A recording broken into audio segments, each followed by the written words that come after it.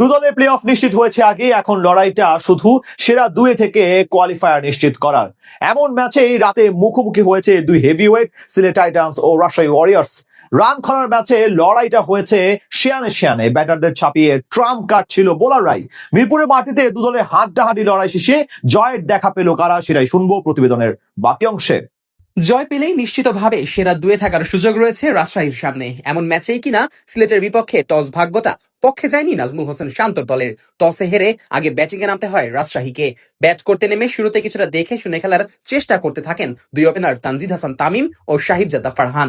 তবে ইনিংসের তৃতীয় ওভারেই বিদায় নেন তামিম। শহীদুলের বলে সালমান ইরশাদের কাছে ক্যাচ দিয়ে প্যাভিলিয়নে ফিরতে হয়েছে এই ব্যাটারকে। পরের ওভারের প্রথম বলেই বিশাল এক ছক্কা হাঁকান সাহিবজাদা ফারহান। তবে সেই ওভারেই ফারহানকে প্যাভিলিয়নে ফেরত পাঠান রুয়েল মিয়া।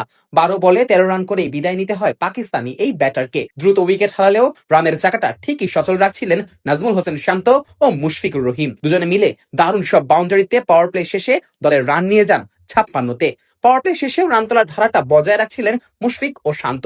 তবে সিলেটের অধিনায়ক মেহেদী মিরাজের বলে কপাল পড়ে শান্তর। এলবিডব্লিউর ফাঁদে পড়ে আউট হন এই ব্যাটার। শেষ হয় তার 21 বলে 34 রানের ইনিংস। 10 ওভার শেষে রাজশাহীর সংগ্রহ দ্বারায় 3 উইকেট হারিয়ে 88 রান। এরপর নিশামকে সাথে নিয়ে রান তোলার কাজটা করছিলেন মুশফিক। ইনিংসের 12তম ওভারেই বিশাল এক ছক্কা মেরে দলের রান 100 পার করে ফেলেন নিশাম। যদিও সেই ওভারেই প্যাভিলিয়নে ফেরত যেতে হয়েছে নিশামকে। নাসুমের বলে ব্রুকসের হাতে ক্যাচ দিয়ে বিদায় নিয়েছেন এই ব্যাটার। এরপরই রাজশাহীকে চাপে ফেলে সিলেটের বোলাররা। দারুণ নিয়ন্ত্রিত বোলিং এ লাগাম টানে রানের চাকায়। নাসুমের বলে বিদায় নেন 40 রান করা মুশফিক। রায়ান বার্ল কিংবা আকবর আলীরা পৌঁছাতে পারেনি 2 অঙ্কের খাতায়। শেষ দিকে আব্দুল গাফফার সাকলাইনের ব্যাটে 11 বলে 16 রান এলে 147 রানের পুঁজি পায় রাজশাহী। সিলেটের হয়ে সর্বোচ্চ 2টি করে উইকেট নেন নাসুম আহমেদ ও শহীদুল ইসলাম। 148 রানের লক্ষ্যে ব্যাট করতে নেমে শুরু থেকেই চড়াও হয়ে খেলতে থাকেন পারভেজ হোসেন ইমন। যদিও অন্য প্রান্তে থাকা ওপেনার তৌফিক খান বিদায় নিয়েছেন ইনিংসের তৃতীয় ওভারেই। রিপন মন্ডলের বলে বড় শট খেলতে গিয়ে প্যাভিলিয়নে ফেরত যান এই ব্যাটার। অধিনায়ক মেহেদী হাসান মিরাজ এদিন ছিলেন ব্যর্থ। বিনুরা ফার্নান্দোর বলে উইকেটের পেছনে ক্যাচ দিয়ে ফেরত যান মিরাজ। দ্রুত উইকেট হারালেও রান তোলার ধারাটা বজায় রাখেন ইমন। একের পর এক 4 ছক্কায় পাওয়ার প্লেতে দলের রান নিয়ে যান 40-এ। পাওয়ার প্লের পরও মুমিনুলকে সাথে নিয়ে বড় শট খেলার কাজটা করতে থাকেন ইমন। সেই সাথে আসরের সর্বোচ্চ রান সংগ্রহের তালিকাতেও শান্তকে ছাড়িয়ে যান এই বাহাতি ব্যাটার।